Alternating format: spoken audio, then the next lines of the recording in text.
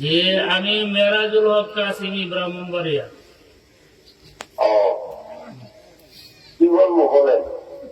ওর ভয়দের দেখার আজকে যে আসতে পারতেছেন না, ওই শ্রোতাগণ তো উপস্থিত, আমাদের জন্য একটু সান্ত্বনামূলক কথা বলে দিলে ভালো হয় আমাদের। কি বলবো, ওয়েদার খারাপ, এটা দেখ থাকি।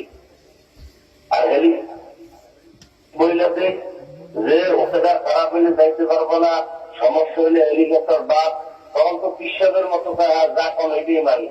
এখন বলতে হইবে যেন মোবাইলে এইটা সেইটা, আর দেশের হেলিকপ্টার যাই বলে সেটা তাদের ব্যাপার। কেন মাইকে বলতে হইব? আচ্ছা ঠিক আছে, হেলিকপ্টার এটা আগে বাড়াই দিন না।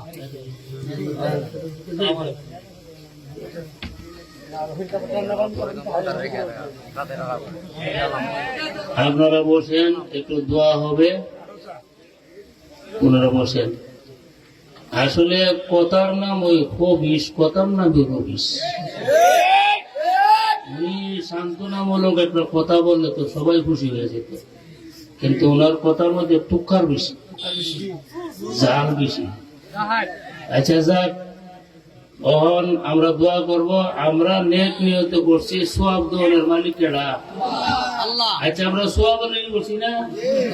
এই সাহেব পুতা দিয়ে না সোয়াবের লাগি করছি না আমরা?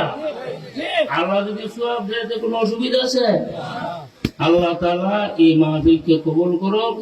এর চেয়ে আরো বড় বড় বক্তা দিয়ে আগামীতে তোরা মাহফিল করবে শীতকালে।